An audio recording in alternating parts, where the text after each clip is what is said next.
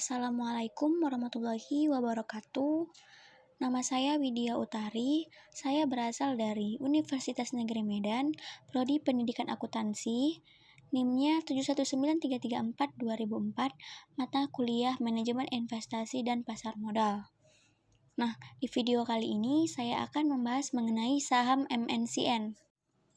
Baiklah, langsung saja pembahasan yang akan saya bahas yaitu yang pertama ada sejarah perusahaan MNCN, yang kedua analisis fundamental, yang ketiga alasan mengapa saya memilih saham MNCN. Nah, pembahasan pertama yaitu mengenai sejarah MNCN. Perusahaan ini didirikan pada 17 Juni 1997 dengan nama PT Panca Andika Mandiri, yang dimiliki oleh Sudjiati, M. Tahir, Khairil Amri, dan Yeni Kandau. Pada 17 Oktober 2001, saham pemilik lama dialihkan kepada PT Bimantara Citra Tbk sebesar 99%. PT Panca sendiri kemudian memiliki saham di dua perusahaan afiliasi Bimantara, yaitu PT Global Informasi Bermutu atau 70% dan PT Citra International Financial and Investment Corporation. Nah, kemudian pada 12 September 2002, nama perusahaan diubah menjadi PT Media Nusantara Citra, dan mulai tahun 2003 sampai 2004, MNC melakukan perluasan bisnis di bidang media.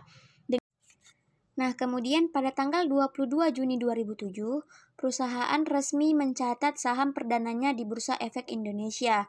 Saat ini, mayoritas saham digenggam oleh Global Mediacom atau dahulu Bimantara Citra dengan porsi saham sekitar 65,12% dan masyarakat sekitar 34,9%.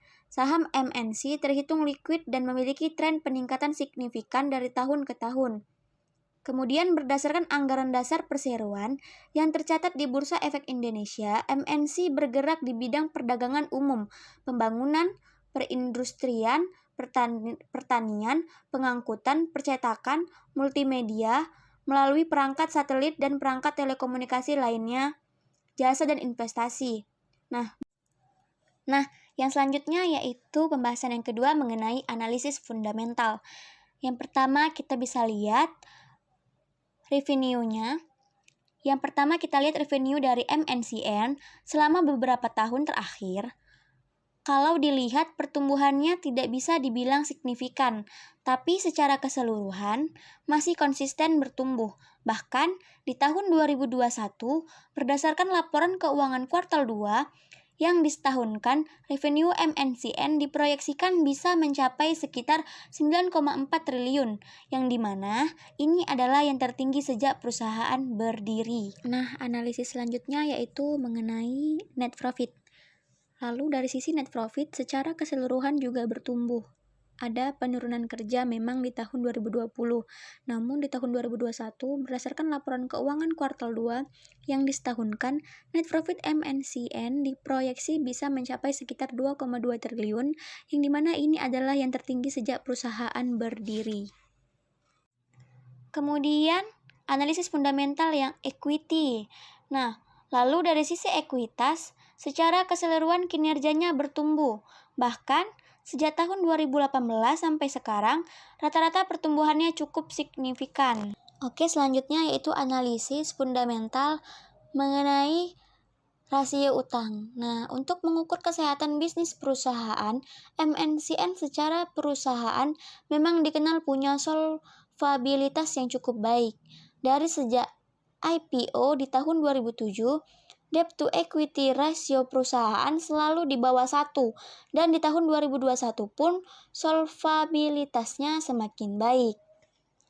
Bisa kita lihat di tabel 2021 sebesar 0,20. Nah, itu dia di bawah 1. Nah, analisis selanjutnya yaitu mengenai PER.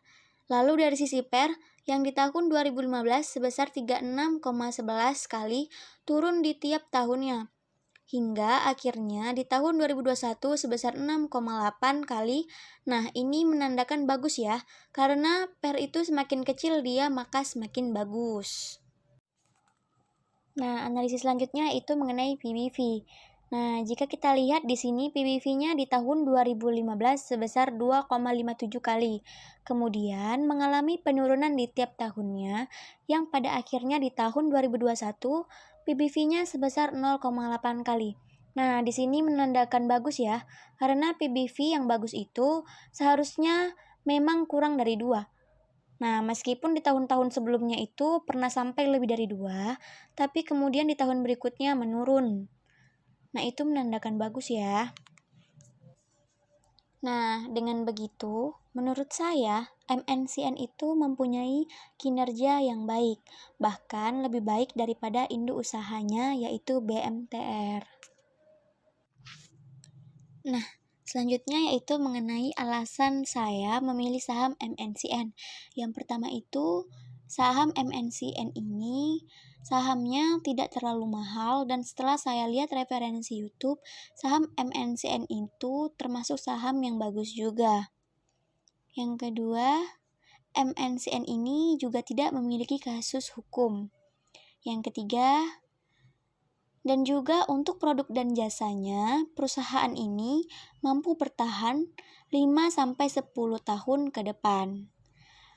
Kemudian, yang keempat itu, saya juga salah satu orang yang suka dengan acara-acara yang berasal dari MNCN, seperti kayak RCTI, Global TV, iNews, dan radio-radionya. Makanya sudah tidak asing lagi kalau dengar MNCN. Itulah alasan saya mengapa saya memilih saham MNCN tersebut. Nah, kemudian tidak hanya itu, saya juga terus memantau 5 hari belakangan ini mengenai saham MNCN ini, bagaimana dengan harga sahamnya tersebut. Nah, di 5 hari belakangan tersebut saya selalu memantau dan hasilnya saham tersebut terus meningkat. Jadi, itulah alasan saya kenapa juga saya mantap dalam memilih saham MNCN tadi. Dan menurut saya, saham MNCN ini bagus untuk pemula seperti saya yang ingin berinvestasi di saham. Baiklah, itu saja penjelasan mengenai saham MNCN dari saya. Lebih dan kurangnya mohon dimaafkan.